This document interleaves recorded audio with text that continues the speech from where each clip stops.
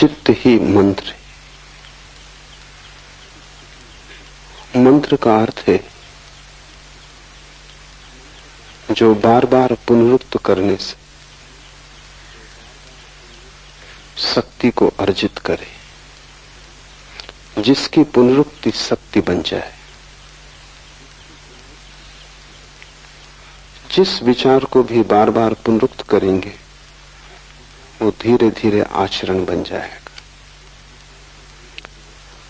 जिस विचार को बार बार दोहराएंगे जीवन में वो प्रकट होना शुरू हो जाएगा। जो भी आप हैं वो अनंत बार कुछ विचारों के दोहराए जाने का परिणाम है। सम्मोहन पर बड़ी खोजें हुई। आधुनिक मनोविज्ञान ने सम्मोहन के बड़े गहरे तलों को खोजा है। सम्मोहन की प्रक्रिया का गहरा सूत्र एक ही है कि जिस विचार को भी वस्तु में रूपांतरित करना हो उसे जितनी बार हो सके दोहराओ। दोहराने से उसकी लीक बन जाती। लीक बनने से मन का वही मार्ग हो जाता है। जैसे नदी बह जाती है, अगर एक गड्ढा खोदकर राह बना दी जाए नहर बन जाती। वैसे ही अगर मन में एक लीक बन जाए किसी भी विचार की, तो वो विचार परिणाम में आना शुरू हो जाता। फ्रांस में एक बहुत बड़ा मनोवैज्ञानिक हुआ, एमाइल कुए। उसने लाखों लोगों को केवल मंत्र के द्वारा ठीक किया। लाखों मरीज सारी दुनिया से कुएं के पास पहुंचते थे और उसका इलाज बड़ा छोटा था। वो सिर्फ मरीज को कहता था तुम यही दोहराए चले जाओ कि तुम बीमार नहीं हो, स्वस्थ हो रहे हो। रात सोते समय दोहराओ, सुबह उठते समय दोहराओ, दिन में जब स्मृति आ जाए तब दोहराओ। बस एक विचार को दोहराते रहो कि मैं स्वस्थ हूं, मैं स्वस्थ हूं, मैं निरंतर स्वस्थ हो रहा हूं। चमत्कार मालूम होता है कि कठिन से कठिन रोग के मरीज सिर्फ इस पुनरुक्ति से ठीक हुए।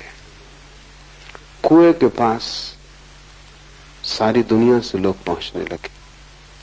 लेकिन बात तो बहुत छोटी है। साधारणता भी जब आप ठीक होते हैं बीमारी से तो मनोवैज्ञानिक कहते हैं उसमें दवा का काम तो 10% होता है, 90% तो पुनरुक्ति का काम होता है। दवा को दिन में 4 बार लेते हैं, 8 बार लेते हैं। जब भी दवा को लेते हैं तभी मन में ये भाव आता है अब मैं ठीक हो जाऊंगा, ठीक दवा मिल गई। होम्योपैथी की गोलियों में कुछ भी नहीं है, लेकिन उससे उतने ही लोग ठीक होते हैं जितने एलोपैथी से। अच्छा डॉक्टर अगर पानी भी दे दे तो आप ठीक हो जाएंगे, क्योंकि सवाल दवा का नहीं, अच्छे डॉक्टर पर भरोसा होता है। भरोसा पुनरुक्ति बन जाता है। आप जानते हैं कि अच्छे डॉक्टर ने इलाज किया है, इसलिए जो डॉक्टर आपसे कम फीस लेता है शायद वो आपको ठीक ना कर पाए।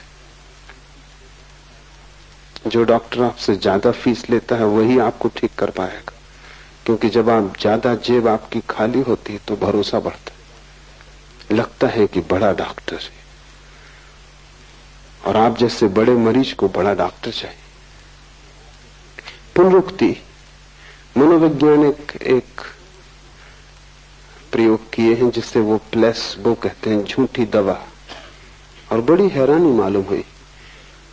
एक ही बीमारी के मरीज हैं 25 को वास्तविक दवा दी गई और 25 को सिर्फ पानी दिया गया। लेकिन पता किसी को भी नहीं है कि किसको पानी दिया गया, किसको दवा दी गई। मरीजों को पता नहीं, वो सभी दवा मान के चल रहे हैं। हैरानी हुई कि जितने दवा से ठीक हुए उतने ही पानी से भी ठीक हुए। प्रतिशत बराबर वही रहा। इसलिए जब कभी कोई पहली बार दवा खोजी जाती है तो उससे बहुत मरीज ठीक होते हैं, फिर धीरे धीरे संख्या कम हो जाती। इसलिए हर दवा 2-3 साल से ज्यादा नहीं चलती। क्योंकि जब पहली दफा दवा खोजी जाती है तो बड़ा भरोसा पैदा होता है कि अब खोज ली गई असली दवा।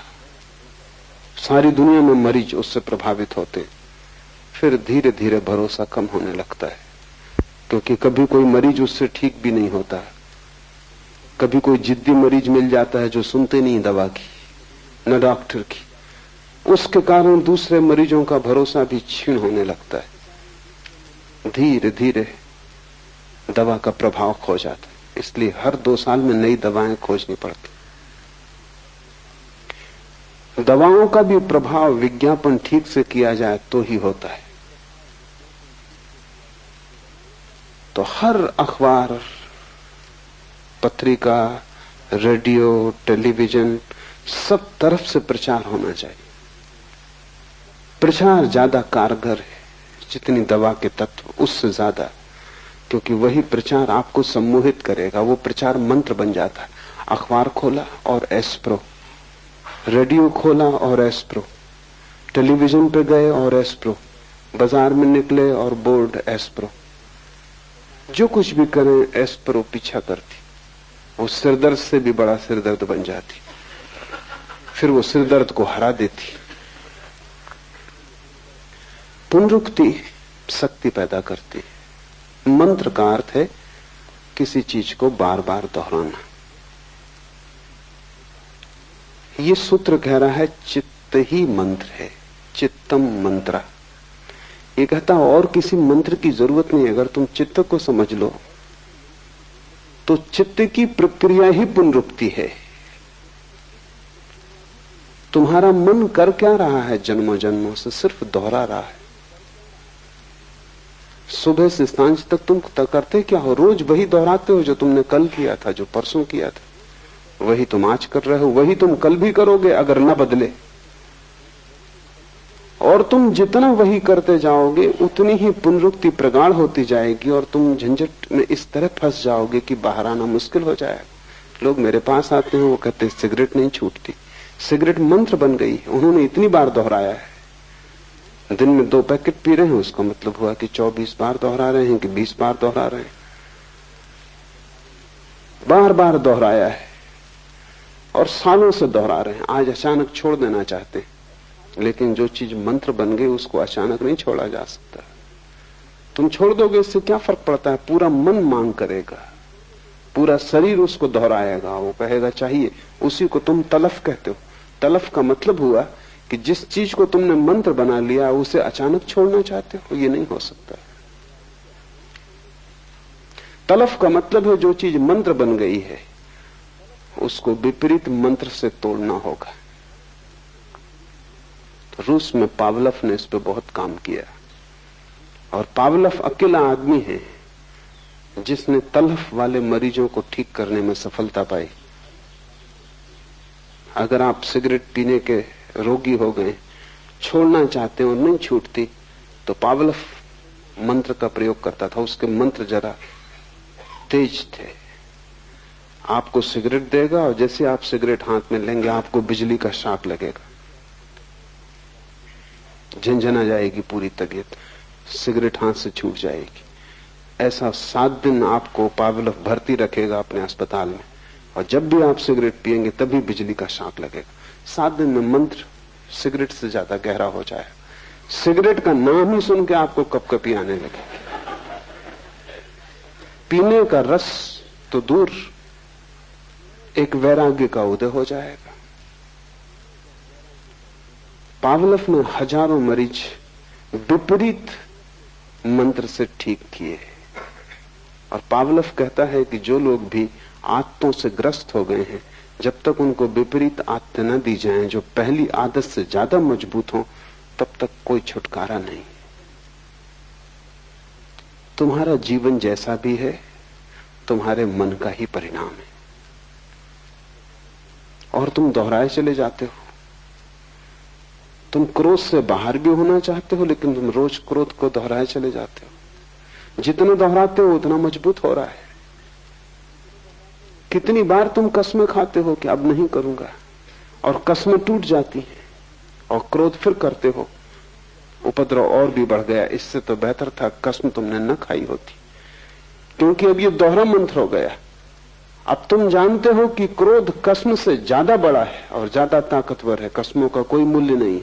तुम कितना ही व्रत लो, तुम्हारे व्रत 2 कौड़ी के हैं, क्रोध ज्यादा सबल है। ये भी सम्मोहन बैठ गया। अब तुम जब कसम भी लोगे, व्रत भी लोगे, तब भी तुम जानते हो भीतर कि ये सधने वाली नहीं है। तुम भीतर दोहरा रहे हो उस समय भी कि ये होगा नहीं, मैं ले तो रहा हूं लेकिन ये होगा नहीं। भूल के भी व्रत मत लेना अगर उसे पूरा न कर सको। उससे तो बेहतर है कि तुम अपनी एक ही आदत से भरे रहना। व्रत लेके और तोड़ना बहुत महंगा धंधा है, क्योंकि तोड़ने की भी आदत बन रही है। फिर तुम जीवन में कभी भी व्रत न ले पाओगे। तथाकथित धार्मिक गुरुओं ने तुम्हें बहुत अधार्मिक बनाया है, क्योंकि वो सस्ते में व्रत दे देते। तुम मंदिर गए, तुम साधु के पास गए, मुनि के पास गए, और वो कहता है कोई व्रत लो। उसके प्रभाव में, मंदिर की शांति में, और फिर अहंकार में कि जब साधु कह रहा है तो ये कहना कि मैं कोई भी व्रत न ले सकूंगा बड़ी दीनता मालूम पड़ती। तो तुम कहते हो आज से सिगरेट छोड़ देंगे। मेरे एक मित्र है, उनका दिमाग जरा खराब है लेकिन आपसे बेहतर। वो एक मुनि के पास गए, जैन है, और मुनि ने कहा कि कोई व्रत लो। उन्होंने कहा अच्छी बात है, ले लिया। मुनि ने कहा क्या लिया? उन्होंने कहा आज से बीड़ी पिया करेंगे। दिमाग उनका खराब है लेकिन व्रत का उन्होंने पालन किया है। वो तब तक बीड़ी पीते नहीं थे। और मैं आपको कहता हूं कि वो ज्यादा फायदे में रहे बजाय उस आदमी के जिसने नियम लिया कि मैं बीड़ी नहीं पीऊंगा और फिर बीड़ी पीनी शुरू कर दी। उसका व्रत भी टूट गया, उसकी आत्मग्लानि बढ़ गई। कम से कम वो सफल तो हुए। दिमाग उनका खराब हो, आपसे बेहतर। कम से कम इतना तो है कि व्रत पूरा किया है। इससे जब भी व्रत टूटता है तो आत्मग्लानि पैदा होती, अपराध पैदा होता है। और जितनी आत्मग्लानि पैदा होती, अपराध पैदा होता, उतना तुम दीन होते जाते हो। और आत्मा तो उसको मिलेगी जो सम्राट है, जो दीन नहीं। तुम आत्मा से दूर हटते जाते हो। मन का स्वरूप समझो तो ये सूत्र समझ में आ जाएगा। मन की सारी कला पुनरुक्ति है। मन मंत्र है। जो जो तुमने दोहराया है वही तुम्हारी आदत बन गई है। जो जो तुम दोहराते रहोगे वही तुम्हारे जीवन में आता रहेगा। जन्मों जन्मों से तुमने एक ही बात दोहराई है तो वही बात तुम्हें बार बार उपलब्ध हो जाती। और तुम गलत को दोहराने से बंधे हो। क्या करना? पहली बात, गलत को तोड़ने की जल्दी मत करना। बेहतर यह होगा कि गलत को तोड़ने की कोशिश करने की बजाय तुम सही को करने के नया मंत्र सीखना। तुम सिगरेट पीते हो, कोई हर्जा नहीं। तुम ध्यान सीखना। सिगरेट ध्यान में जरा भी बाधा नहीं। तुम ध्यान सीखना। तुम ध्यान के मंत्र को सघन करना। जिस दिन ध्यान के मंत्र में तुम सफल हो जाओगे उस दिन तुम्हें आत्मगौरव उपलब्ध होगा। उस आत्मगौरव और ध्यान की सफलता में सिगरेट को छोड़ना आसान हो जाएगा, क्योंकि तुमने एक विधायक मंत्र पूरा कर लिया। नकारात्मक मत बनना, अन्यथा तुम मुश्किल में पड़ोगे। पश्चाताप, पाप, पीड़ा और उदासी पकड़ लेगी। तुम्हारे साधु मंदिरों में बैठे हैं, सब उदास है। उनके जीवन में कोई हंसी नहीं है, कोई खुशी नहीं है, कोई प्रसन्नता, उत्फुल्लता नहीं है, क्योंकि उन्होंने नकारात्मक मंत्रों का उपयोग किया। नेगेटिव उनकी खोज है। क्या क्या गलत है वो उन्होंने छोड़ा। मैं तुमसे कहता हूं गलत को छोड़ने की जल्दी मत करना, तुम ठीक को पकड़ने की जल्दी करना। जिस दिन ठीक तुम्हें पकड़ जाएगा गलत को छोड़ना बहुत आसान हो जाएगा। तुम बीमारी से मत लड़ना, तुम स्वास्थ्य को पाने की कोशिश करना। वही कुएं अपने मरीजों को कह रहा है, वो कह रहा है कि मैं स्वस्थ हो रहा हूं। तुम यही भाव दोहराओ। उल्टा विपरीत भी तुम कर सकते हो। तुम्हारे सिर में दर्द है, तुम ये भी कह सकते हो कि नहीं मुझे सिर दर्द नहीं। लेकिन जितनी बार तुम ये कहोगे उतने बाहरी सिर दर्द शब्द को भी तुम दोहरा रहे हो। और जितनी बार तुम कहोगे कि सिर दर्द नहीं है, अगर सिर दर्द है तो तुम्हारे कहने से क्या होगा? भीतर तो तुम जानते हो तुम्हारा कहना झूठ है। ऊपर तुम कितना ही कहो कि सिर दर्द नहीं, लेकिन सिर दर्द हो रहा है। भीतर तो तुम यही कहोगे कि हो रहा है, ये कुएं कहता है तो दोहरा रहे हैं, लेकिन सिर दर्द हो रहा है। कुएं के कहने से तुम्हारा सिर दर्द नहीं मिटेगा, तुम्हारा सिर दर्द तो तुम्हारी भीतरी प्रक्रिया से ही मिटेगा। नकारात्मक शब्द पकड़ना ही मत। इसलिए मैं कहता हूं संसार को छोड़ने की कोशिश मत करना, परमात्मा को पाने की कोशिश करना। इसलिए मैं कहता हूं त्याग की दिशा में मत जाना, परम भोग की खोज करना। क्या गलत है उस पर आंख मत गड़ाना, क्योंकि गलत को छोड़ने के लिए भी तो गलत को देखना पड़ता है बार बार, और जितना तुम देखते हो उतना ही मंत्र दोहराया जा रहा है। और जिस चीज को भी तुम देखते रहते हो उससे तुम सम्मोहित हो जाते हो। दुनिया भर में बहुत खोजबीन चली है कार के एक्सीडेंटों के बाबत, क्योंकि अब कार के एक्सीडेंट से उतने आदमी मर रहे हैं जितने युद्धों में भी नहीं मर रहे हैं। दूसरे महायुद्ध में 1 साल में जितने आदमी मरे उससे 2 गुने आदमी सिर्फ कार के एक्सीडेंट से मर रहे हैं सारी दुनिया में। बहुत बड़ी संख्या है, कुछ करना जरूरी है। और बहुत सी बातें प्रकाश में आई हैं।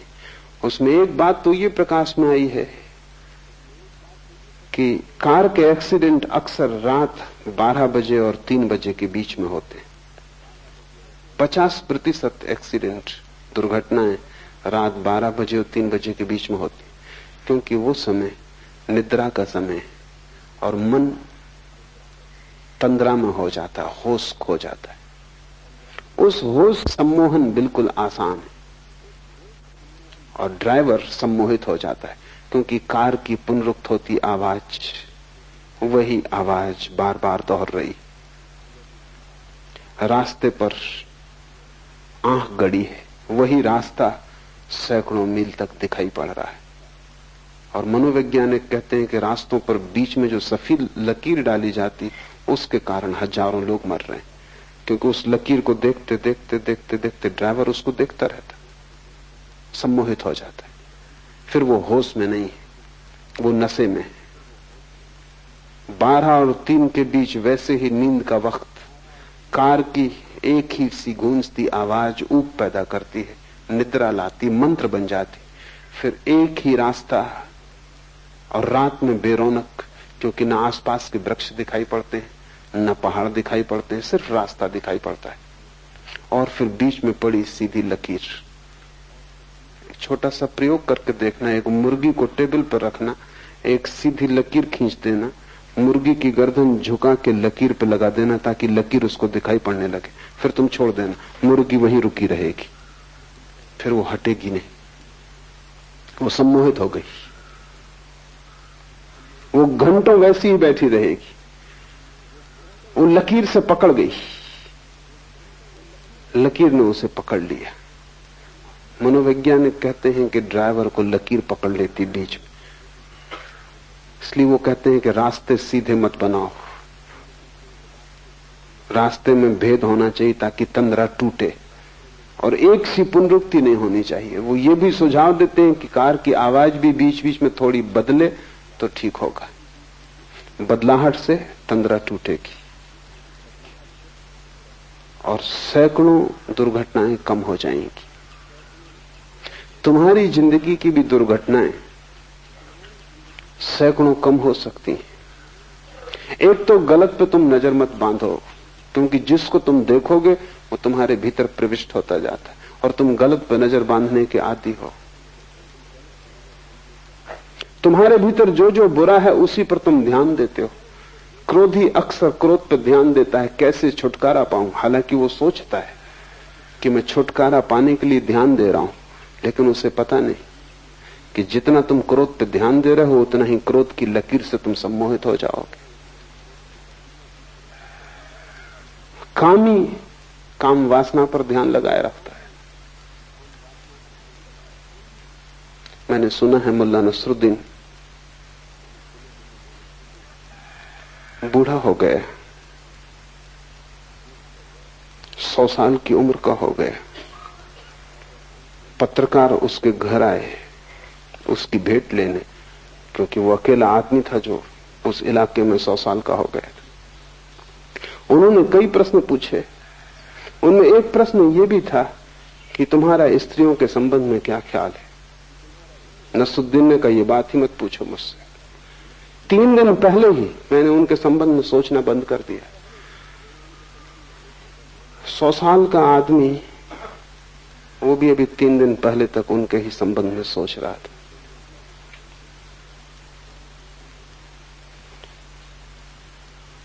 स्त्री पकड़े रहेगी क्योंकि तुम उससे छूटना चाहते हो। वो तुम्हारा नकारात्मक मंत्र बन गया।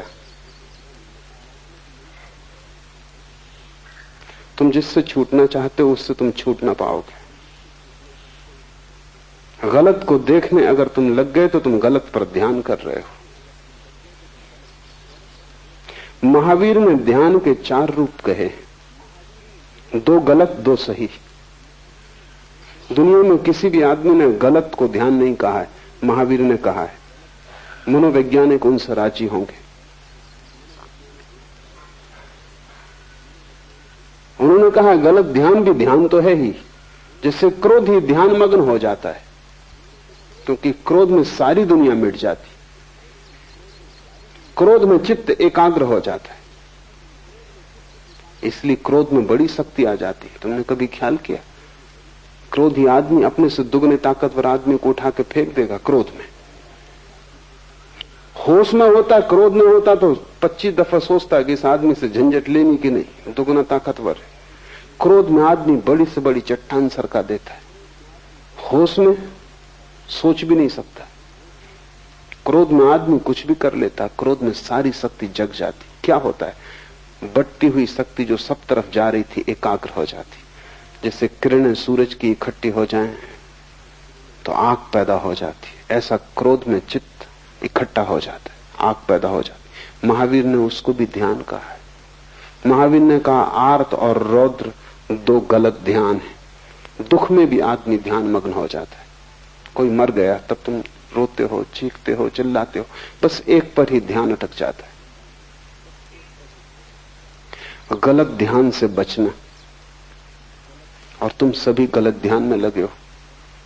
तुम्हारे जीवन की तकलीफ ही यही है, मूल पीड़ा और बीमारी यहां है कि तुमने अपनी आंखें गलत पर जमा ली हैं। क्या क्या गलत है उसे छोड़ना, और तुम सोच रहे हो कि छोड़ने के लिए ही तुम ये कर रहे हो। इस ध्यान के कारण ही तुम नहीं छोड़ पा रहे हो। मैं तुमसे कहता हूं संसार की फिक्र ही छोड़ दो, तुम परमात्मा पर ध्यान लगाओ। तुम क्रोधी हो, सारी दुनिया क्रोधी है, क्रोध पर आंखें मत गड़ाओ, करुणा पर आंखें गड़ाओ। तुम जो सही है उसको ध्यान में लाओ, और जैसे जैसे सही में शक्ति बढ़ेगी गलत से शक्ति विसर्जित हो जाएगी, क्योंकि शक्ति तो एक ही है, तुम सब तरफ नहीं लगा सकते। अगर तुमने शांत होने की चेष्टा पर ध्यान लगा दिया तो जब तुम अशांत होना चाहोगे तब तुम पाओगे कि शक्ति तुम्हारे पास है नहीं, वो शांति की तरफ बह गई। और जिसने शांति का स्वाद ले लिया वो अशांत होना क्यों चाहेगा। अशांत तो वही होता है जिसने शांति का स्वाद नहीं लिया। जिसने परमात्मा का रस नहीं लिया वही संसार में अलिप्त डूबता है, लिप्त होता है। इसे बहुत ठीक से ख्याल में ले लो। नकार से बचना, नहीं से बचना, बुरे को छोड़ने की फिक्र मत करना, क्योंकि छोड़ने में ही तुम सम्मोहित हो जाओगे और बुरे को तुम कभी भी न छोड़ पाओगे। जिसको भी हम छोड़ना चाहते हैं उसमें एक पकड़ आ जाती है। मैंने सुना है एक आदमी एक होटल में मेहमान हुआ, मैनेजर ने कहा हम दे ना सकेंगे कमरा, कमरा तो खाली है, लेकिन उसके नीचे एक आदमी ठहरे हुए, वो बहुत उपद्रवी है। जरा सी भी आवाज ऊपर हो गई तो वो बखेड़ा खड़ा कर देंगे। उनकी वजह से उनके ऊपर का कमरा हमने खाली ही छोड़ दिया है। उस आदमी ने कहा कि चिंता आप ना करें, मैं तो बाजार में दिन भर उलझा रहूंगा, रात कोई 11-12 बजे लौट के सो जाऊंगा और 3 बजे की मुझे गाड़ी पकड़ लेनी है। 3 घंटे मुश्किल से मैं इस कमरे में रहूंगा, कोई कारण नहीं है मेरे द्वारा उपद्रव होने का, फिर मैं ध्यान भी रखूंगा, आपने बता दिया तो ठीक किया। वो आदमी 12 बजे थका मांदा बाजार से काम करके लौटा, बिस्तर पर बैठा, एक जूता छोड़ के उसने पटका, फर्श पे गिरा तो उसे ख्याल आया कि कहीं उस आदमी की नींद न टूट जाए, तो उसने दूसरा चुपचाप रख के वो सो गया। कोई 15 मिनट बाद नीचे के आदमी ने आके दस्तक दी। दरवाजा खोला तो वो आदमी क्रोध से कप रहा था। ये घबरा गया कि रात अंधेरा, अब क्या। उसने कहा क्या भूल हो गई, मैं तो सो चुका था। उस आदमी ने कहा भूल, दूसरे जूते का क्या हुआ?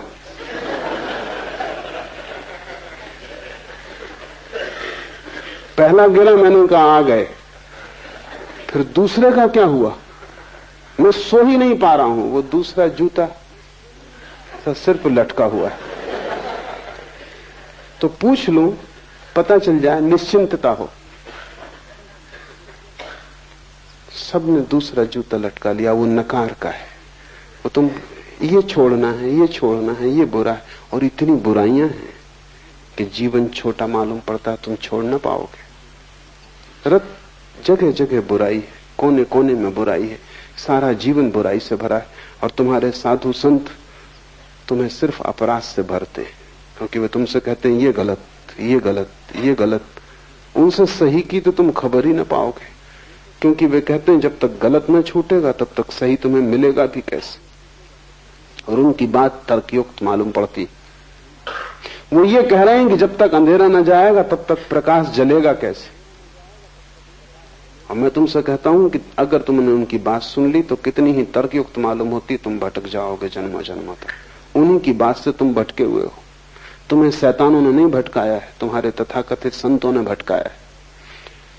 क्योंकि बात तर्कयुक्त लगती, जब तक गलत ना छूटेगा ठीक कैसे मिलेगा। लेकिन कभी तुमने कोशिश की है अंधेरे को हटाने की? पहले अंधेरा हट जाए फिर दिया जलाओगे तो फिर तुम कभी ना जला पाओगे। मैं तुमसे कहता हूं तुम दिया जलाना, अंधेरे की तुम बात ही मत करो, क्योंकि दिया जलते ही अंधेरा हट जाता है। तुम प्रकाश लाओ, अंधेरे पर ध्यान मत करो। दुनिया में कोई अंधेरे को कभी नहीं हटा पाया। बुराई कभी नहीं हटाई जा सकती, भलाई लाई जा सकती। संसार कभी नहीं छोड़ा जा सकता, आत्मा पाई जा सकती। और आत्मा के पाते ही संसार छूट जाता है। हम उसे पकड़े ही इसलिए हैं कि उससे बेहतर हमें दिखाई नहीं पड़ता। और जब तक बेहतर न दिखाई पड़ जाए तुम उसे छोड़ोगे भी कैसे? तुम छोड़ना भी चाहोगे तो भी तुम छोड़ ना पाओगे। तुम लड़ोगे, परेशान होगे, तुम अपने को थका लोगे, मिटा लोगे, लेकिन कहीं पहुंचोगे नहीं। तुम्हारी जिंदगी एक व्यर्थ की दौड़ धूप हो जाएगी। फिर तुम उतर आओगे शरीर में, फिर वही चक्र शुरू हो जाएगा। इससे जो बच गया बुराई पर ध्यान देने से, वो भलाई को उपलब्ध हो जाता है। चित्त मंत्र है, चाहे बुराई के लिए उपयोग कर लो चाहे भलाई के लिए। पुनरुक्ति शक्ति बन जाती। तुमसे क्रोध होता है, स्वीकार कर लो। कितनी बार क्रोध होता है, तुम क्रोध का पश्चाताप भी मत करो, तुम क्रोध से लड़ो भी मत। जितनी बार क्रोध हो उतनी बार करुणा के कृत्य भी करो। जितनी बार लोगों को तुमसे हानि पहुंचती हो उतनी बार लोगों को तुम लाभ भी पहुंचाओ। तुम जरा लोगों को लाभ पहुंचाने का रस भी लो।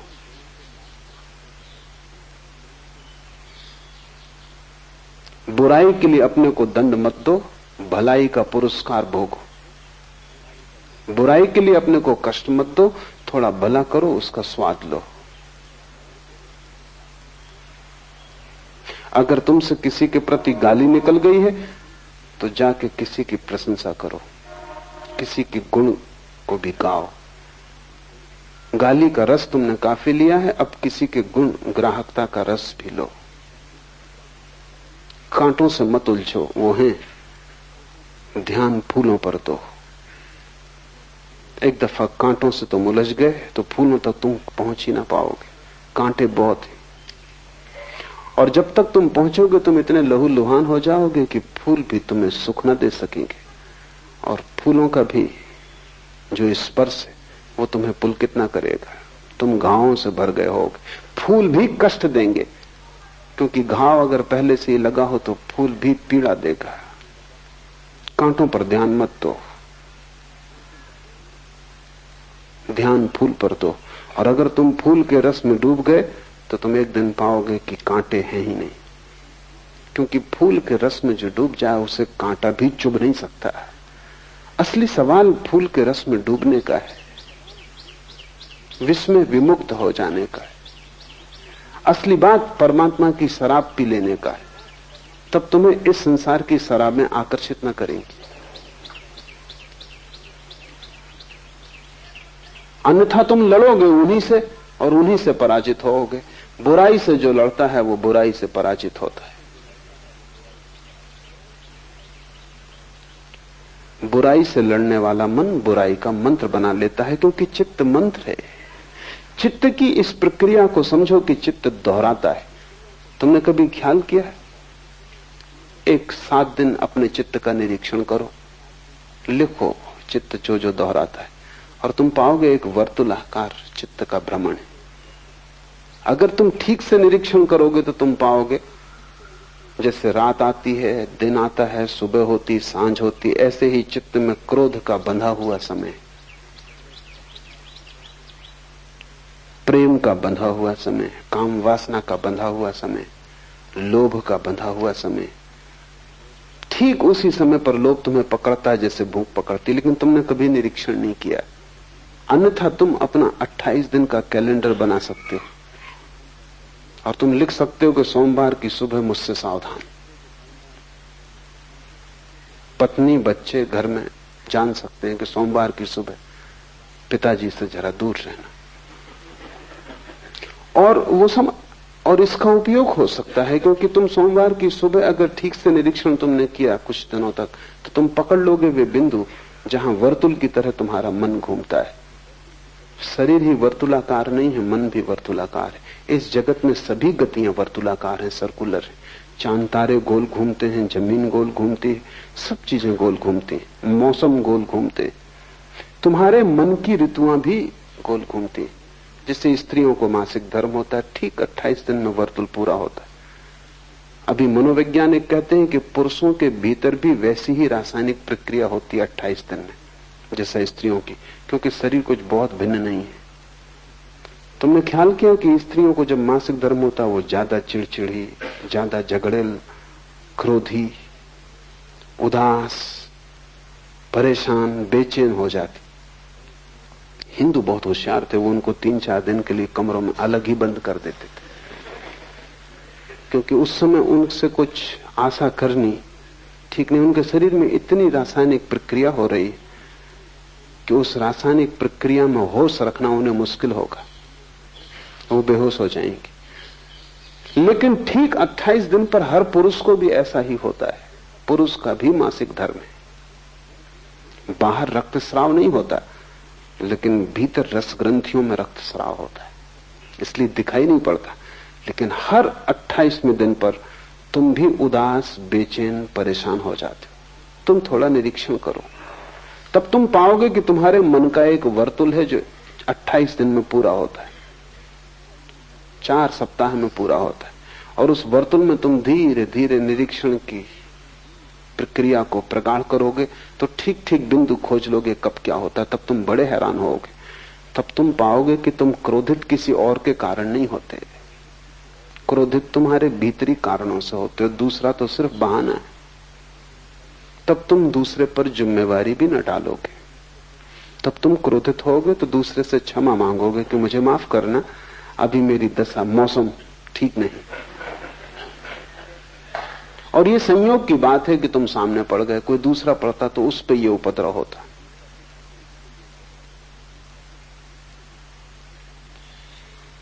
आत्मनिरीक्षण से तुम इस बात को सहज ही समझ लोगे कि मन एक वर्तुल में घूम रहा है, वो एक मंत्र है।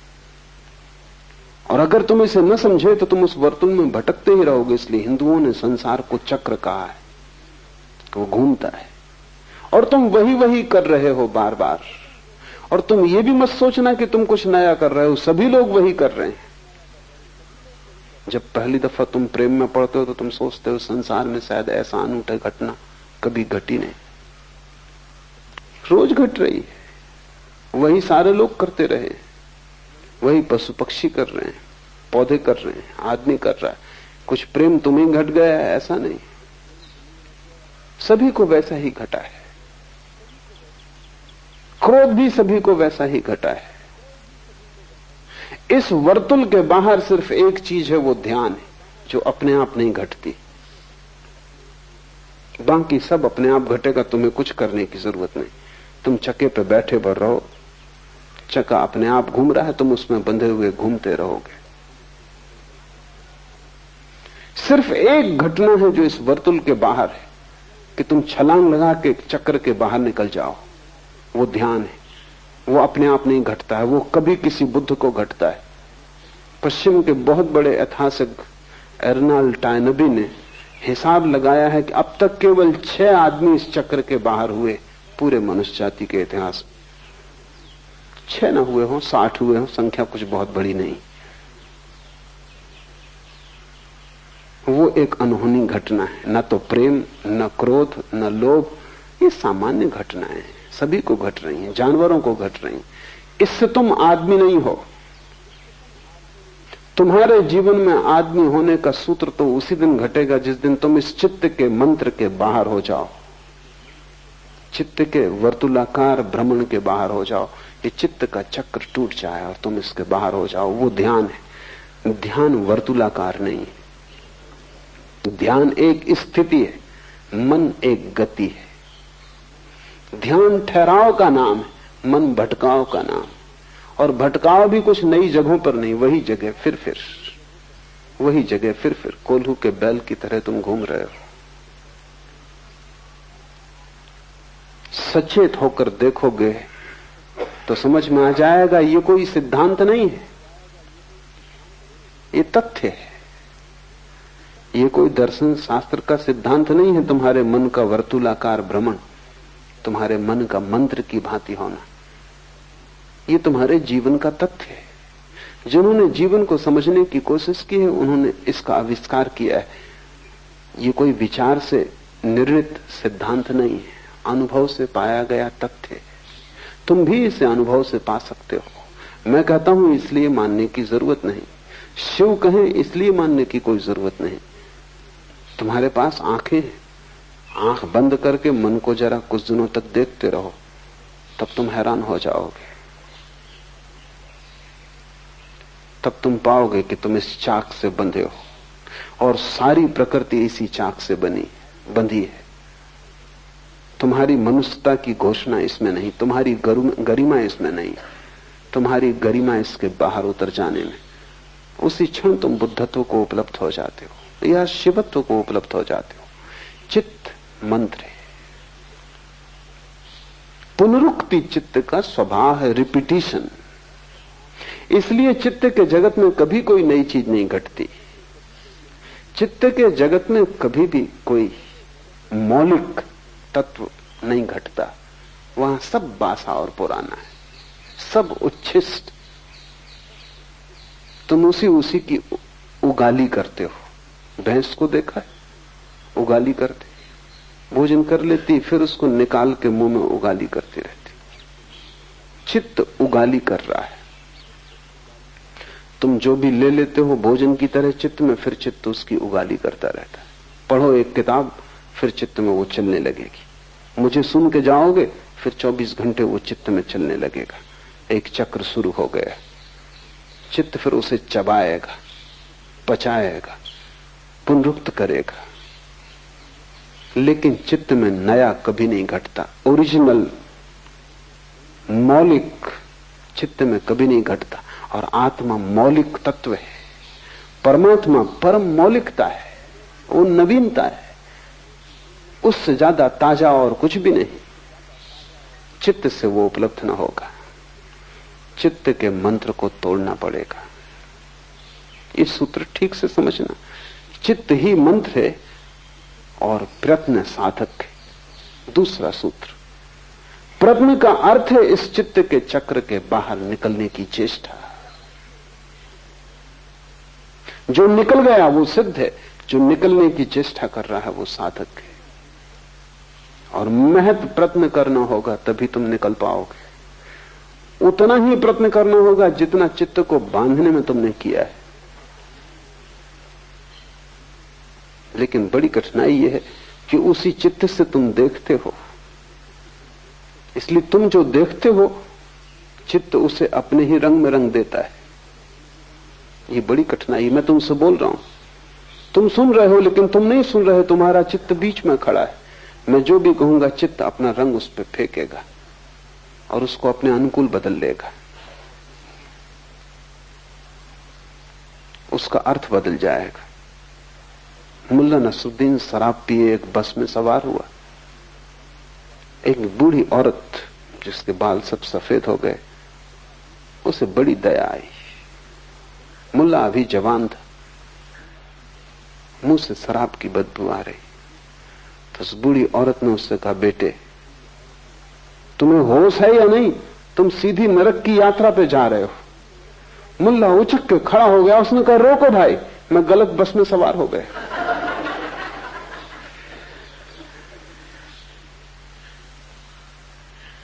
वो जो चित्त है अगर शराब में डूबा है तो वो हर चीज को अपने रंग में रंग लेगा। वो समझे कि ये बस नरक जा रही।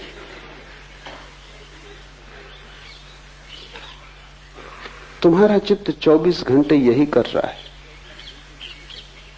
इसलिए बड़ी से बड़ी जटिल बात है वो ये है कि चित्त को अलग करके सुनने की चेष्टा। वही श्रावक, वही सम्यक श्रवण कि चित्त को तुम हटा दो और सीधा सुनो। प्रयत्न साधक है, चेष्टा करनी पड़ेगी, महत चेष्टा करनी पड़ेगी। आलस्य में पड़े रहने से तुम बाहर न हो पाओगे इस वर्तुल के। कैसे कोई पड़ा पड़ा वर्तुल के बाहर हो पाएगा? पड़ा पड़ा तो वर्तुल घूमता ही रहेगा, चक्र घूमता ही रहेगा, और डर के कारण कि कहीं तुम गिर न जाओ तुम उसे जोर से पकड़े रहोगे। अगर तुमने कभी जंगल में बहेलियों को देखा है, तोतों को पकड़ते, तो बहेलिये बड़ी सीधी तरकीब का उपयोग करते। वही तरकीब तुम्हारा चित्त तुम्हारे लिए कर रहा है। वो रस्सी बांध देते, तोते उस पे आके बैठते हैं, वजन के कारण उल्टे होकर लटक जाते। रस्सी पे बैठा नहीं जा सकता है। तोता रस्सी पे आके बैठता है, वजन के कारण उल्टा हो जाता है, उल्टा लटक के घबरा जाता है, घबरा के रस्सी को जोर से पकड़ लेता है कि कहीं गिर ना जाऊं। अब मुश्किल में पड़ा। अगर छोड़े रस्सी को तो डर लगता है कि गिर पड़ूंगा। कुछ पकड़ने की जरूरत नहीं, वो अपने आप पकड़े गए। वो बहेली आके उनको पकड़ के ले जाएगा। ये तोता भूल ही गया कि मेरे पास पंख हैं, गिरने का कोई कारण नहीं, कोई भय नहीं। लेकिन एक दफा रस्सी में उल्टे लटक के तुमको भी यही भय हो जाता है कि चक्के से अगर उतरे क्या होगा, खो जाएंगे, भटक जाएंगे। हेमिंगवे के एक पात्र ने एक उपन्यास में कहा है कि दुख मुझे स्वीकार है खालीपन की बजाय। I will choose suffering than nothingness। ना कुछ मैं ना चुनूंगा, इससे तो दुख चुन लेना बेहतर है। खाली होना तुम पसंद ना करोगे, नरक भी ठीक है, कम से कम भरे तो हो। वो तोता लटका है, डर रहा है कि कहीं सब न खो जाए। शक उसे भी हो रहा है कि फंस गए, लेकिन फंसा होना ठीक है, कम से कम गिरने से। इस चाक को तुम ही पकड़े हुए हो, चाक तुम्हें नहीं पकड़े हुए, मन तुम्हें नहीं पकड़े हुए। अगर मन तुम्हें पकड़े होता तो फिर बुद्ध और महावीर पैदा नहीं हो सकते, क्योंकि वो उनको भी पकड़े रहता। वो भागते क्या होता, मन उनको पकड़े रहता, मन उनका पीछा करता। नहीं, मन तुम्हें नहीं पकड़े है, मन को डर के कारण तुमने ही पकड़ा हुआ है। तुम इतने जोर से पकड़े हो और फिर भी तुम जाते हो संतों साधुओं के पास पूछने के मन से छुटकारा कैसे हो। मन से छुटकारे के लिए किसी से पूछने की कोई जरूरत नहीं। इतना ही समझ लेना जरूरी है कि तुमने पकड़ा है। तुम्हारे अतिरिक्त तुम्हारे जीवन के लिए और कोई जिम्मेवार नहीं है। पर पकड़ना अब सुविधापूर्ण हो गया है, क्योंकि तुम सदा से पकड़े हो, उसकी आदत हो गई, उसमें कुछ श्रम नहीं लगता, छोड़ने में श्रम लगेगा। अगर तुमने मुट्ठी जन्मों जन्मों से बांध रखी है तो खोलना मुश्किल होगा। जड़ हो गई हैं अंगुलियां, हाथ बंध गया है। बस इतनी ही बात है। थोड़े से प्रयत्न की जरूरत है कि मांसपेशियां फिर सजग हो जाएं, खून फिर हाथ उंगलियों में दौड़ने लगे और तुम खोलने में समर्थ हो जाओ। जिसे बांधा है वो खुल सकता है, इतना तो पक्का है, नहीं तो बांधते कैसे। मुट्ठी बंधती है क्योंकि खुल सकती है। कभी खुली ही रही होगी तभी बंधी है, फिर कभी खुल सकती है। लेकिन अगर बहुत दिन तक बांध के रखी तो खुलना मुश्किल हो जाता है। बस इतनी ही अड़चन है।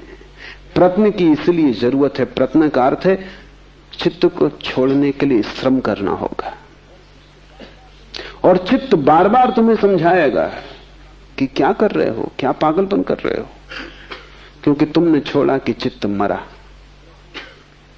प्रयत्न साधक है।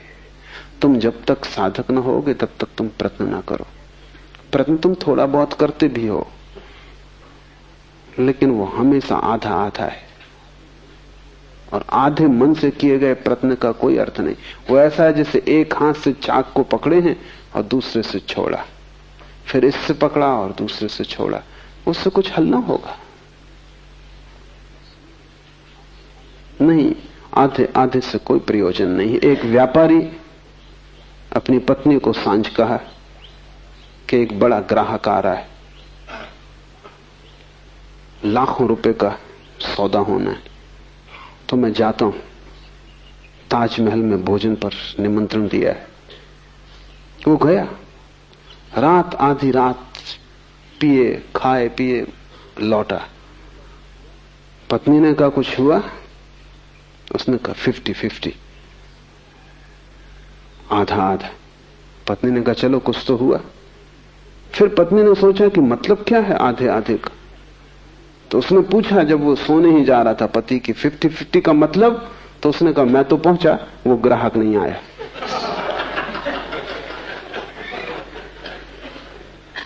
तुम जब भी आधे आधे हो बस ऐसा ही है, कुछ होगा नहीं, वो 50-50 है नहीं। और सब जगह तुम आधे आधे हो, पूरे तुम कहीं भी नहीं हो। जहां तुम पूरे हो जाते हो वहीं जीवन में क्रांति घटनी शुरू हो जाती।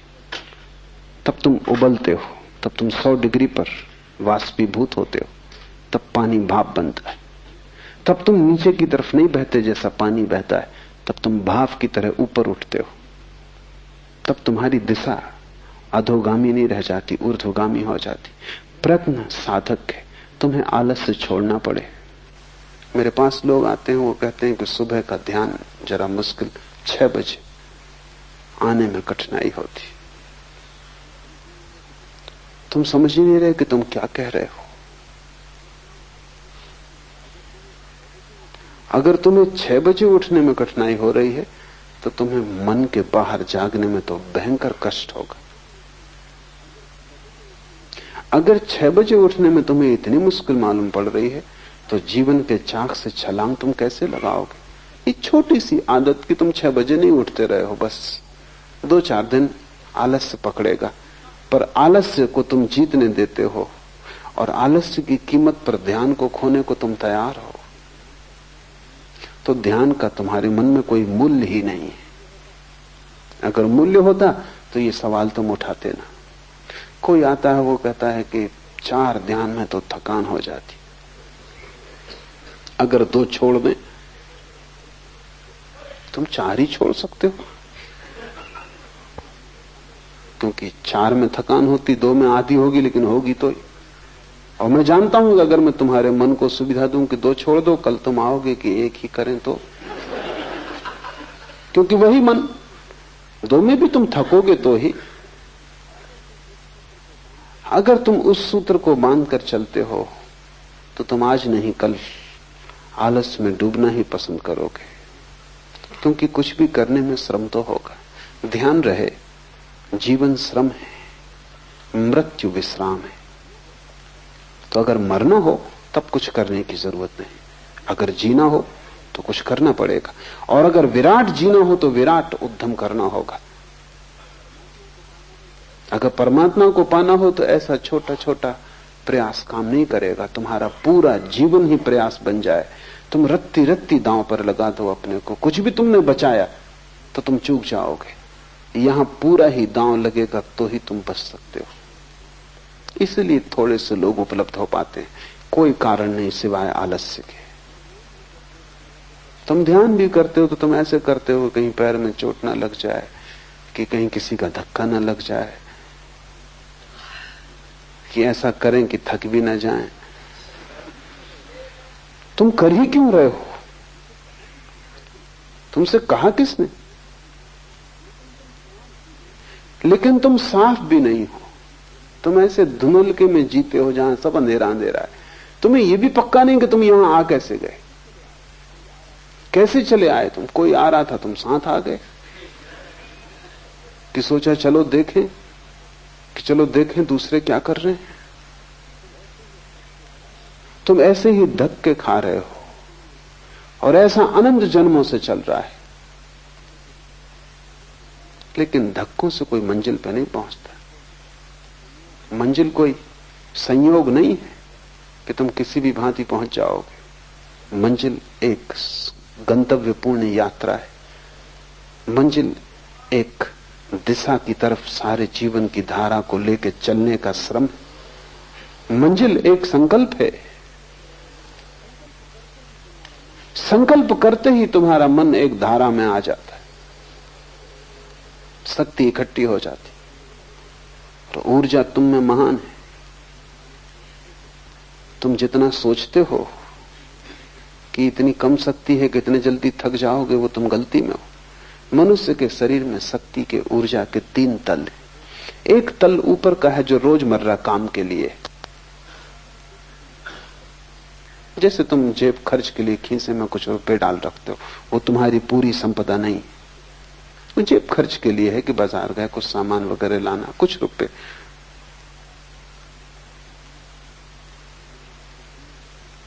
मुल्ला नसरुद्दीन एक दफा गांव से गुजर रहा था, बाहर अंधेरा था, 4 आदमियों ने पकड़ कर उस पर हमला कर दिया। उसने इस भयंकर ढंग से लड़ाई की कि चारों को पछाड़ दिया। बामुश्किल वो 4 उस पर कब्जा कर पाए, बामुश्किल। और जब उसके खीसे में हाथ डाला तो केवल 7 पैसे थे। तो उनने कहा हद कर दी नसरुद्दीन, 7 पैसे के लिए। नसरुद्दीन ने कहा कि मैं नहीं समझा कि तुम 7 पैसे के लिए लड़ रहे हो। बाएं पैर के जूते में 500 रुपए छिपा रखे। लेकिन तब उनने भी हिम्मत न की उसका बायां जूता खोलने की, क्योंकि जो 7 पैसे के लिए ऐसा भयंकर श्रम किया, उन्होंने कहा नमस्कार, फिर कभी।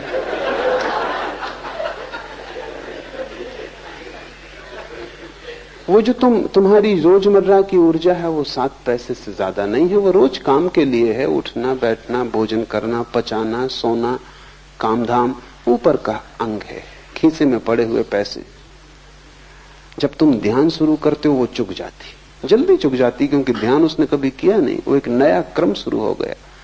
अगर तुम उसकी ही बात मान के रुक गए तो तुम कभी ध्यान ना कर पाओगे। उसकी तुम सुनो मत। अगर तुम किए ही गए, जल्दी ही तुम पाओगे कि दूसरे तल की ऊर्जा संलग्न हो गई। कई दफे तुम्हें अनुभव भी होता है, तुम बैठे हो, रात सोने जा रहे थे, ऐसी नींद आ रही थी कि पलक खुलते नहीं खुलते थे, कि तत्क्षण घर में आग लग गई। फिर तुम सो पाते हो, फिर तुम कहते हो मुझे नींद आ रही ना, नींद तिरोहित हो जाती। कहां से ये ऊर्जा आई? अभी तुम झपकी खा रहे थे और तुमसे कोई कहता गीता पढ़ो तो तुम कहते भाई मुश्किल, लेकिन घर में आग लग गई। गीता छोड़ सकते थे, लेकिन घर में आग लग गई। अब तुम दौड़ रहे हो, भाग रहे हो, बुझा रहे हो, और आग भी बुझ जाएगी तो भी अब इस रात तुम सोने वाले नहीं। अब तुम जागे ही रहोगे, कितनी कोशिश करो सोने की, नींद ना आएगी। क्या हुआ?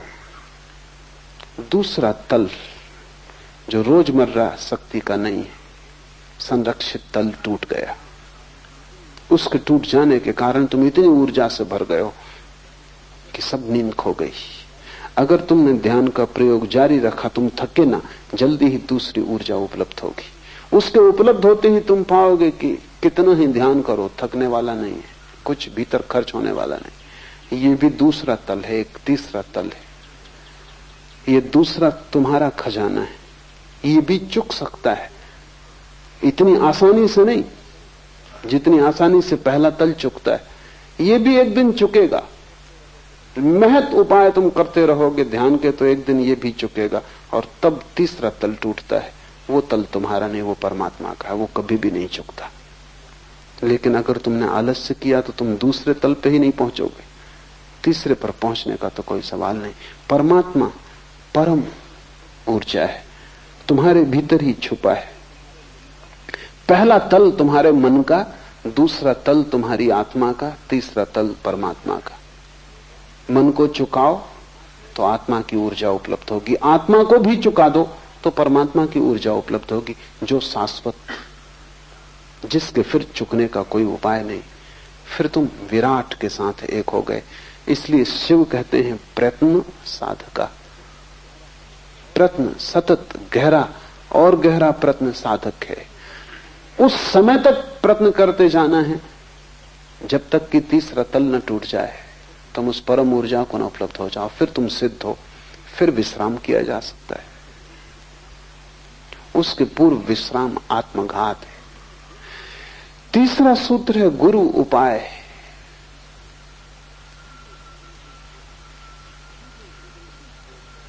ये जो जीवन की खोज है तुम अकेले न कर पाओगे, क्योंकि अकेले तो तुम अपने वर्तुल में बंद हो, तुम्हें उसके बाहर दिखाई भी नहीं पड़ता,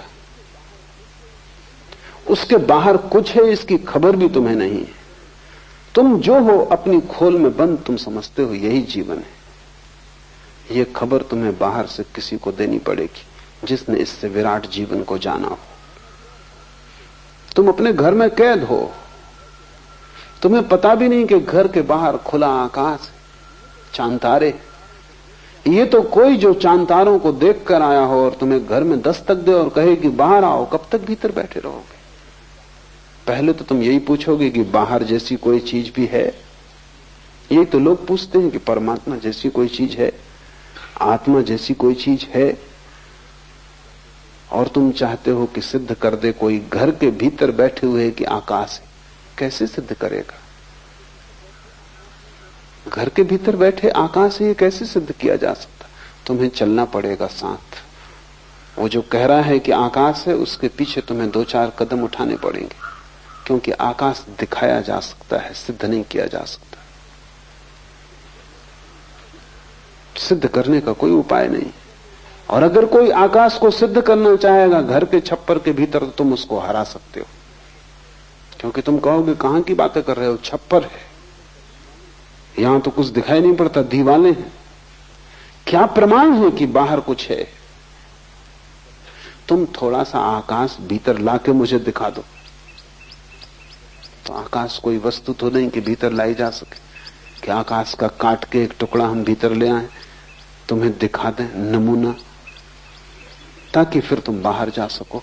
नहीं, परमात्मा का कोई खंड लाके तुम्हें दिखाया नहीं जा सकता, तुम्हें जाना होगा। इसलिए गुरु उपाय।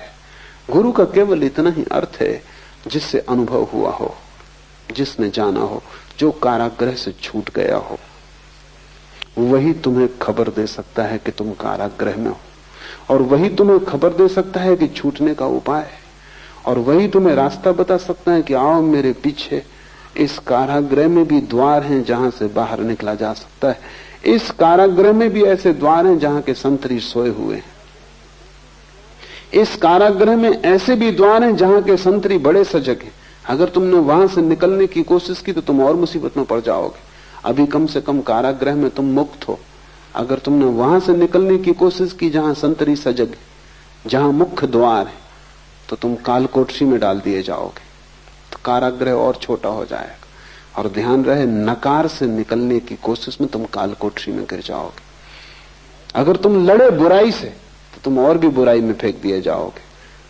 वो मुख्य द्वार है, लेकिन वहां से कोई कभी निकल नहीं सकता, कोई कभी निकला नहीं, क्योंकि मुख्य द्वार पर पहरा देना पड़ता है। मुख्य द्वार पर सब सुरक्षा रखनी पड़ी। लेकिन इस कारागृह में ऐसे द्वार भी हैं जो गुप्त हैं, ऐसे द्वार भी हैं जहां कोई पहरा नहीं, क्योंकि उस तरफ कोई ध्यान ही नहीं देता। कैदी भी ध्यान देता है मुख्य द्वार की तरफ। मैंने सुना है एक कारागृह में फ्रांस में ऐसा हुआ क्रांति के दिनों में कि कारागृह के कैदियों ने बगावत कर दी। कैदी बगावत न करें तो ठीक है। कोई 2000 कैदी थे और कोई 20 संतरी थे, कभी भी छूट सकते थे। 20 संतरी की औकात क्या? बगावत नहीं की थी क्योंकि कैदी कभी इकट्ठे नहीं होते।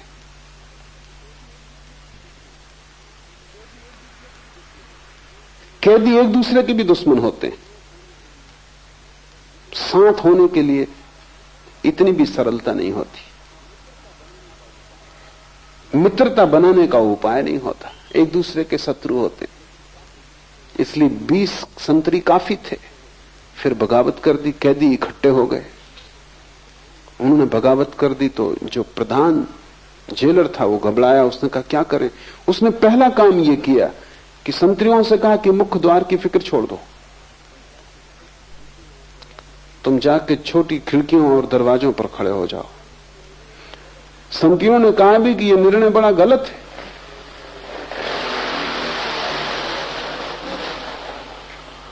उस जेलर ने कहा तुम फिक्र मत करो, मुख्य द्वार बिल्कुल छोड़ दो।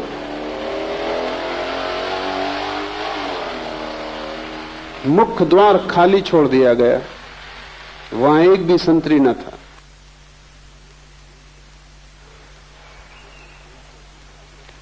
लेकिन कोई कैदी भाग न सका क्योंकि छोटे द्वारों पर पहरा लगा दिया गया। जिन पर कभी पहरा न था उन पर पहरा लगवा दिया, और जहां सदा पहरा था वहां से पहरा बिल्कुल हटा दिया। अगर चाहते तो सभी कैदी बाहर निकल जाते। पीछे उस जेलर से उसके संतरियों ने पूछा कि हम समझे नहीं, तरकीब काम कर गई। तो उसने कहा कि बगावत का मतलब है कि कोई बाहर का आदमी भीतर पहुंच गया। इन कैदियों में कोई खुला आदमी बाहर से भीतर पहुंच गया है, कोई आदमी जो जानता है,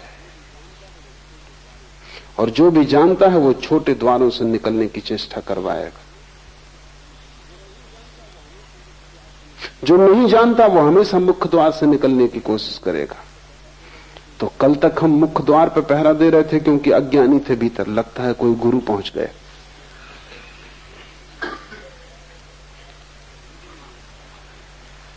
जीवन में बुराई से लड़के निकलने का द्वार मुख्य मालूम होता है। तुम्हारा मन कहता है पहले बुराई को मिटाओ तभी तो साधुता उपलब्ध होगी, पहले गलत को छोड़ो तभी तो ठीक के लिए राह बनेगी, पहले संसार को बाहर निकालो तभी तो परमात्मा का सिंहासन खाली होगा। ये मुख्य द्वार है। गुरु तुम्हें इससे निकलने को न कहेगा क्योंकि इससे कोई कभी नहीं निकल पाता, वहां पहरा भयंकर है। और जो आदमी वहां से निकलने की कोशिश करता है वो और छोटी काल कोठरियों में डाल दिया जाता है। मेरे देखे तुम्हारे साधु संत तुमसे भी बुरे कारागृहों में बंद है।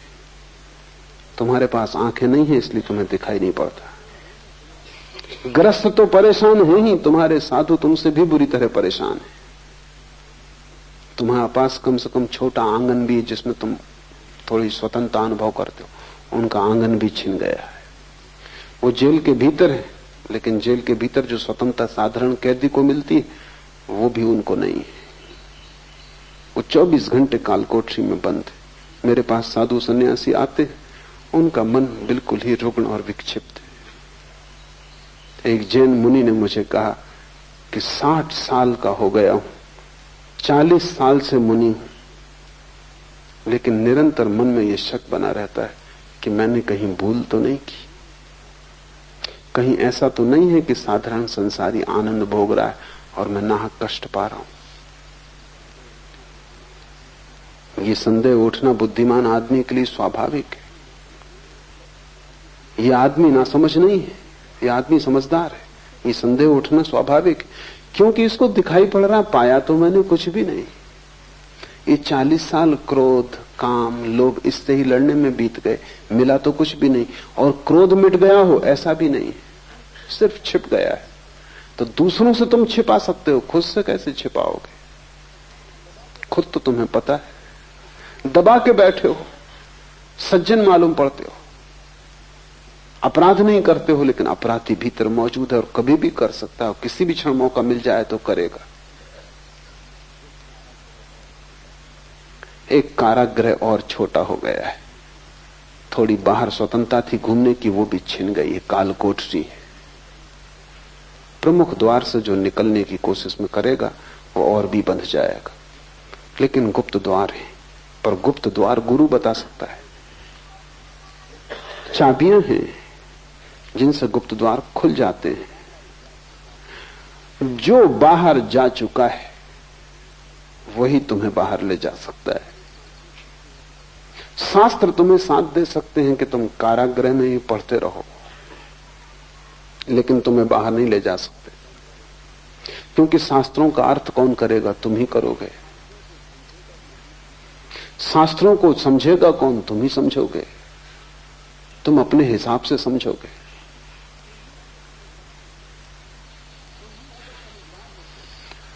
तुम ही अगर समझदार होते तो शास्त्र की कोई जरूरत न थी। तुम समझदार नहीं हो, ये पक्का है। और शास्त्र से जब ना समझ अर्थ निकालता है तो और झंझटों में पड़ जाता है। नहीं, तुम्हें जीवित शास्त्र चाहिए। गुरु का अर्थ है जीवित शास्त्र। जीवित व्यक्ति को खोजो जो तुम्हें राह दे सके। शिव कहते हैं गुरु उपाय है, उसके अतिरिक्त और कोई उपाय नहीं। और तुमने अगर अपने ही हाथ से चेष्टा की सुलझाने की तो उलझ जाने का ज्यादा डर है, क्योंकि मन बड़ा सूक्ष्म यंत्र है। अक्सर होता है कि हम ही सुलझा लें। अक्सर ऐसा होता है कि तुम्हारी घड़ी बंद हो गई तो दिल होता है खोल के और ठीक कर ले। सभी का दिल होता है, और जितना नासमझ आदमी हो उतना जल्दी दिल होता है। छोटा बच्चा तो बिल्कुल खोल के बैठ ही जाएगा, क्योंकि उसे ये लगते नहीं कि इसमें ऐसी अड़चन क्या है, चलती थी अब ये नहीं चलती, जरा देखे खोल के। घड़ी कोई बहुत जटिल यंत्र नहीं है। लेकिन अगर तुमने सुधारने की कोशिश की तो तुम्हारी हालत वैसी हो जाएगी जैसे मैंने सुना है। एक दिन मुल्ला नसरुद्दीन घड़ी साज की दुकान पे गया। उसने अपनी घड़ी, जो कि खंड खंड थी, टुकड़े टुकड़े थी, वो उसकी टेबल पर रखी।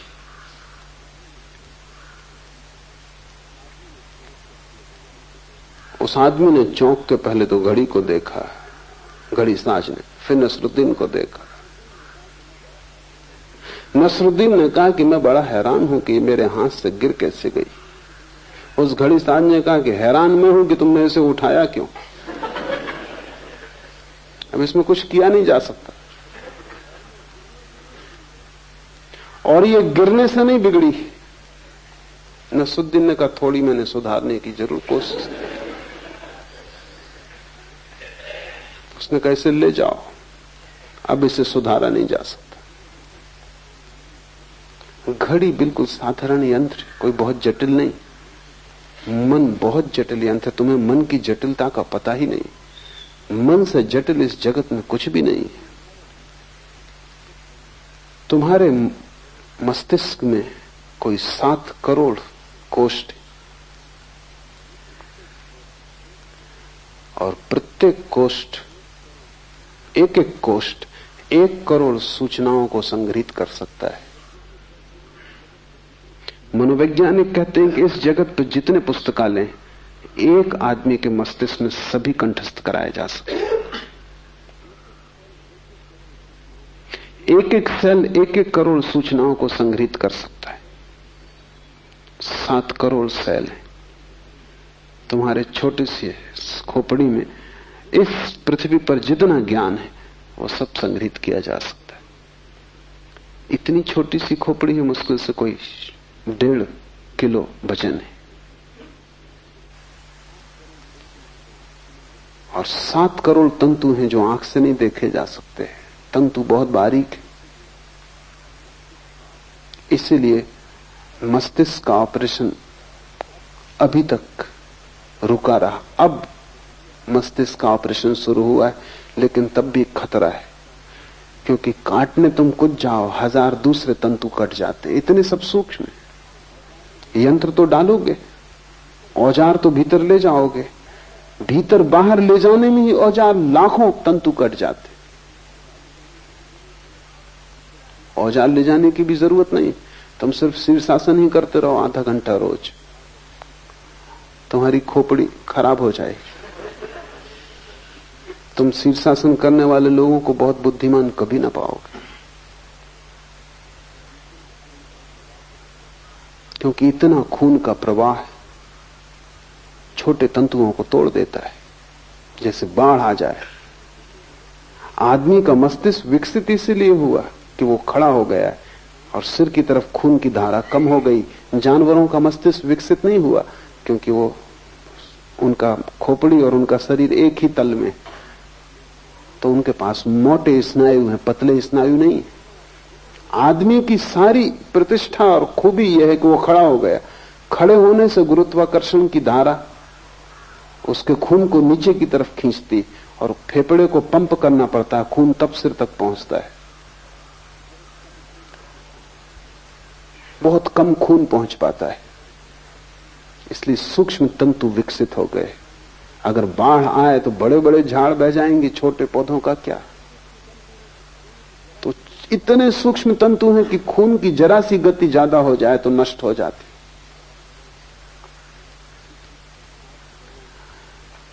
इस 7 करोड़ के सूक्ष्म जाल में तुम अगर खोल के बैठ गए खुद ही,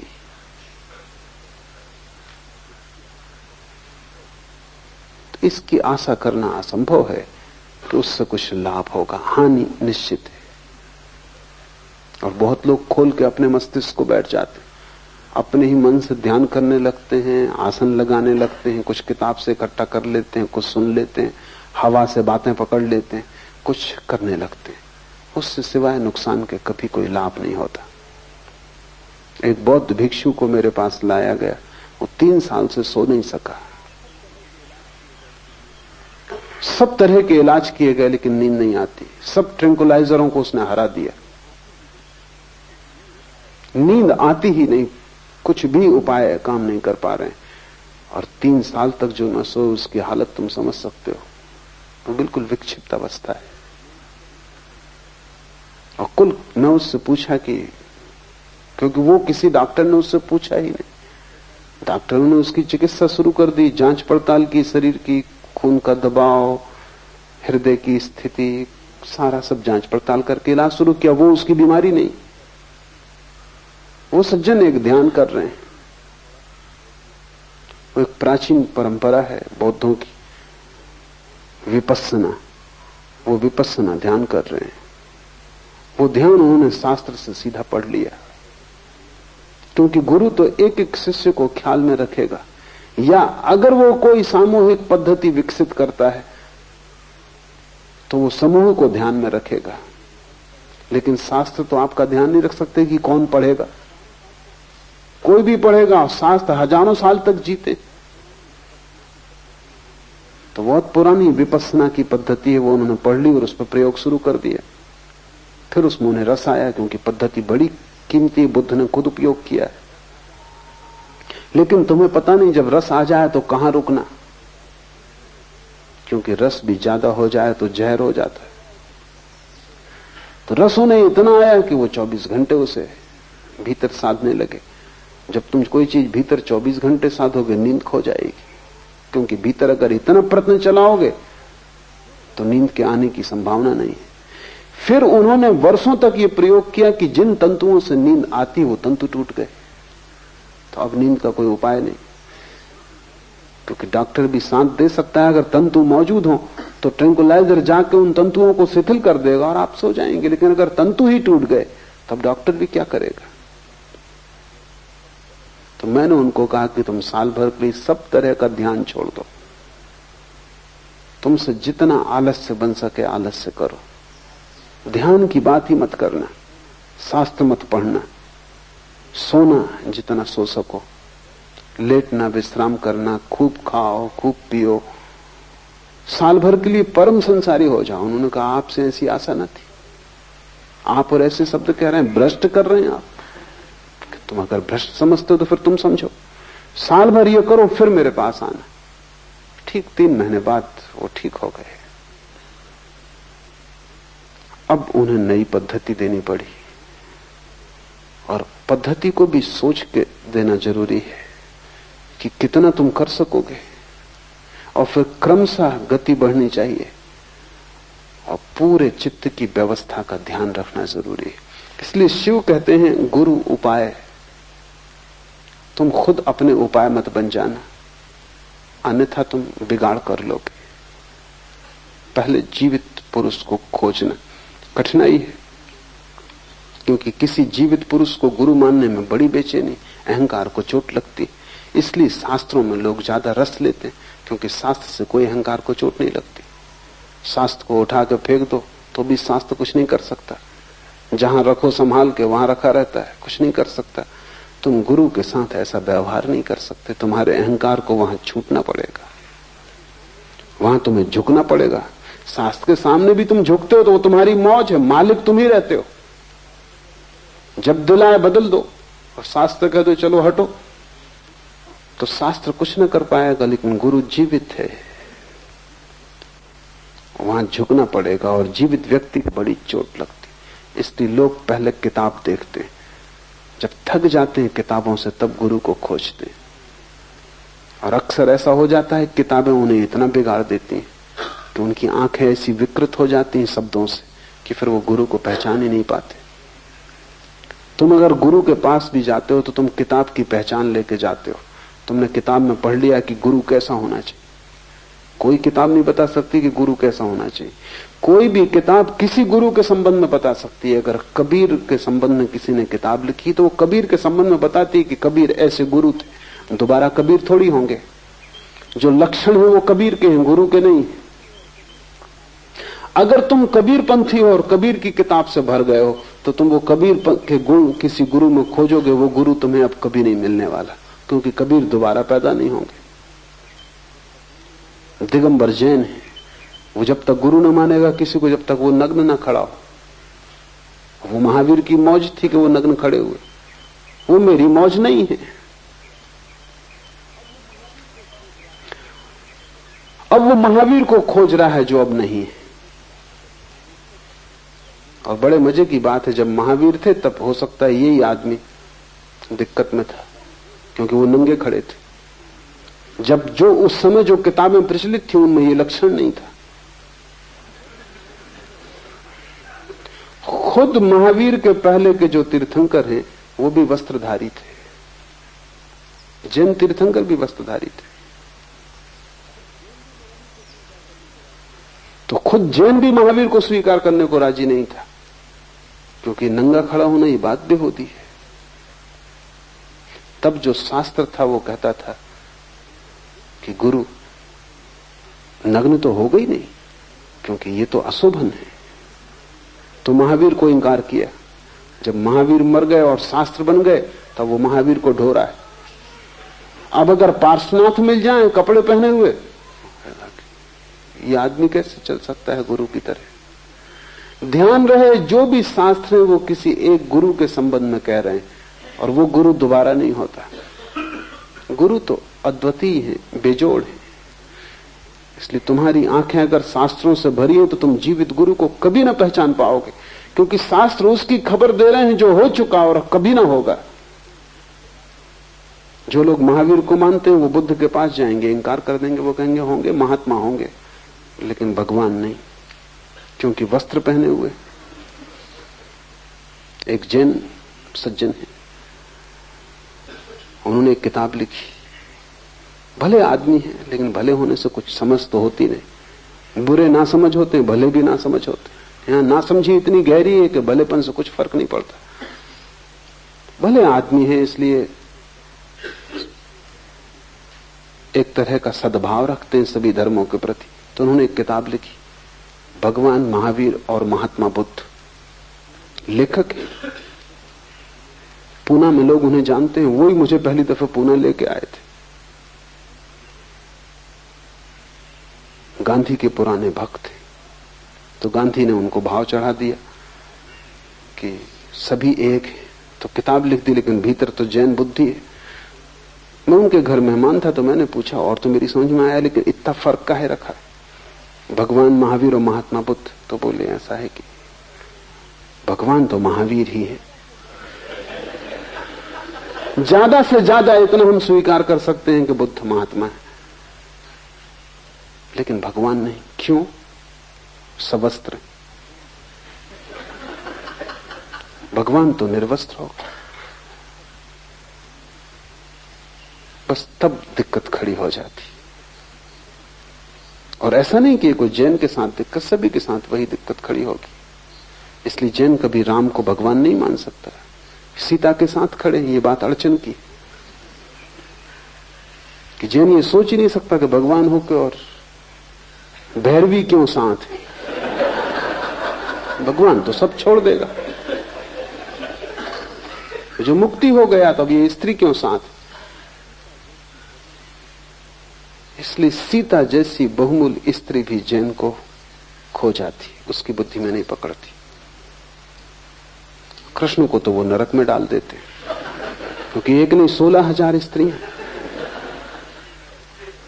तो इनसे ज्यादा योग्य और कोई है नहीं नरक के। तो जैनियों ने कृष्ण को नरक में डाल दिया डर के कारण, क्योंकि जाति के सब वणिक तो भयभीत भी हैं, हिंदुओं से भय भी खाते हैं कि कोई झगड़ा झांसा खड़ा ना हो जाए, और शायद इसीलिए अहिंसा में मानते हैं। अक्सर भीरू लोग अहिंसा में मानते हैं, क्योंकि हिंसा में मानने के लिए थोड़ी तो लड़ाई झगड़े की हिम्मत चाहिए। न मारेंगे न मारे जाएंगे, इसलिए सिद्धांत ठीक है कि किसी को मत मारो, जीने दो और जियो। मगर जीने की इच्छा है, वो कोई दूसरे से प्रयोजन नहीं। तो डर के मारे एक दूसरी तरकीब भी लगाई है, वो ये कि कृष्ण को नरक में डाल दिया, और फिर भय के कारण, क्योंकि नरक में तो डालना जरूरी, सिद्धांत में कहीं आते नहीं, मगर भय के कारण कि हिंदुओं के बीच जीना है, तो ये भी स्वीकार कर लिया है कि अगले कल्प में वो पहले तीर्थंकर होंगे। समझौता हो गया। ये बनिए की जो वृत्ति है गणित, अब हिंदू नाराज भी नहीं हो सकते कि भाई कोई हर्ज नहीं, अपना सिद्धांत भी संभल गया, झगड़े से भी बच गए। गुरु को अगर तुमने शास्त्र से खोजा तो तुम कभी ना खोज पाओगे, क्योंकि जब तक शास्त्र लिखे जाते हैं तब तक जिसके लिए लिखे गए वो तिरोहित हो जाता है। और हर गुरु पृथक भिन्न अपने ही ढंग का है, उस जैसा तुम दूसरा नहीं खोज सकते। दोबारा महावीर नहीं खोजे जा सकते, न कृष्ण खोजे जा सकते, न बुद्ध खोजे, और तुम उन्हीं को खोज रहे हो, इसलिए भटक रहे हो। और जब वे थे तब तुम किसी और को खोज रहे थे,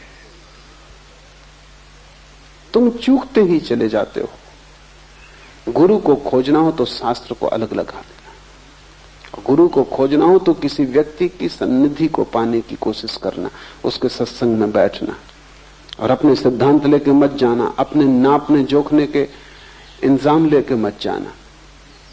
सीधे हृदय को हृदय से मिलने देना, बुद्धि को बीच में मत आने देना। अगर तुमने बुद्धि बीच में आने दी तो हृदय का मिलन ना होगा और तुम गुरु को न पहचान पाओगे। गुरु की पहचान आती है हृदय से, बुद्धि से नहीं। और जब भी तुम बुद्धि को हटा के हृदय से देखोगे, तत्क्षण कोई चीज घट जाती है। अगर तुम्हारा मेल हो सकता है इस गुरु से तो तत्क्षण मेल हो जाएगा, एक क्षण की भी देरी न लगेगी। तुम पाओगे कि तुम उसमें पिघल गए, वो तुम्हें पिघल गया। उस दिन से तुम उसके अभिन्न अंग हो गए, उस दिन से तुम उसकी छाया हो गए, उसके पीछे चल सकते हो। हृदय से खोजा जाता है गुरु, और गुरु के बिना कोई उपाय नहीं। शरीर हवी है, और ध्यान रखना, ये जिसे तुम शरीर कहते हो, जिसे तुमने समझ रखा है कि मैं सब कुछ ये शरीर में ही हूं, ये शरीर हवी से ज्यादा नहीं। जैसे यज्ञ में आहुति डालनी पड़ती, ऐसे ही ध्यान में तुम्हें धीरे धीरे इस शरीर को खो देना होगा। बाकी आहुतियां व्यर्थ हैं। कोई घी डालने से, गेहूं डालने से कुछ हवी नहीं होती, अपने को ही डालना पड़ेगा, तभी तुम्हारी जीवन अग्नि चलेगी। इस पूरे शरीर को दांव पे लगा देना, इसे बचाने की कोशिश की तुमने अगर, तो यज्ञ जलेगा ही नहीं, अग्नि पैदा ही नहीं होगी। तुम अपने पूरे शरीर को दांव पे लगा देना।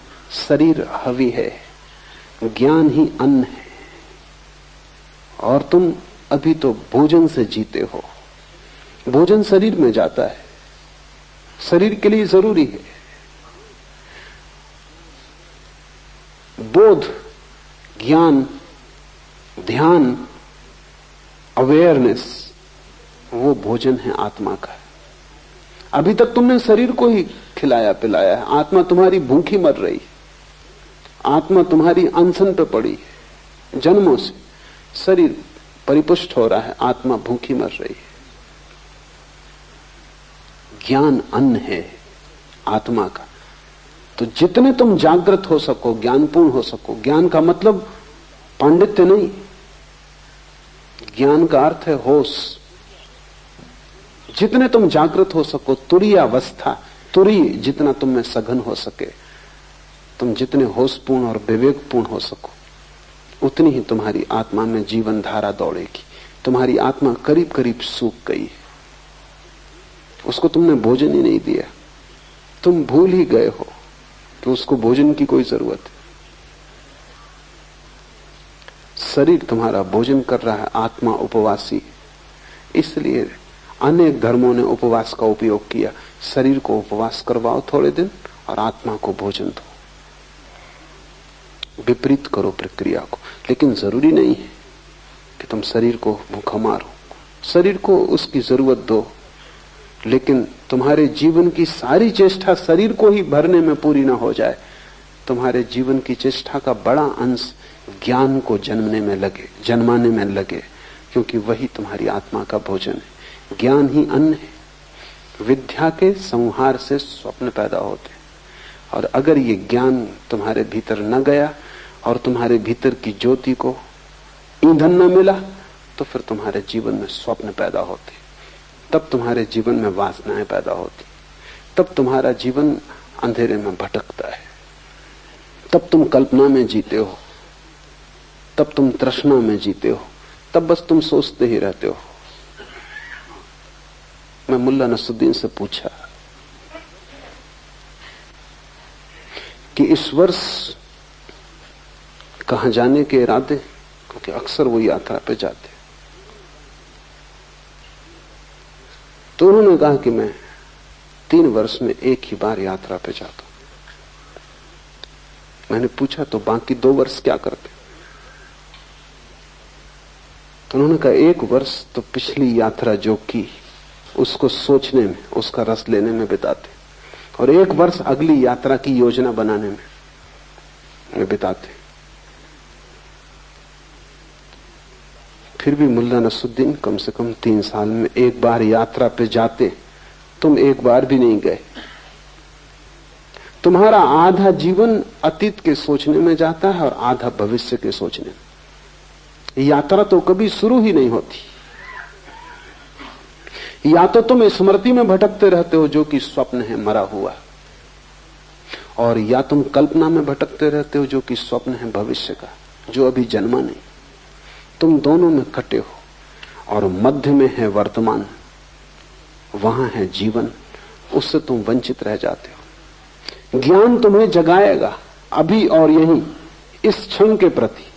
ज्ञान तुम्हें वर्तमान में लाएगा, अतीत खो जाएगा, खो ही गया है, तुम व्यर्थ ही उस राख को ढो रहे हो। भविष्य अभी आया नहीं, तुम उसे ला भी नहीं सकते, जब आएगा तब आएगा। वर्तमान अभी मौजूद है, जो मौजूद है वही सत्य है।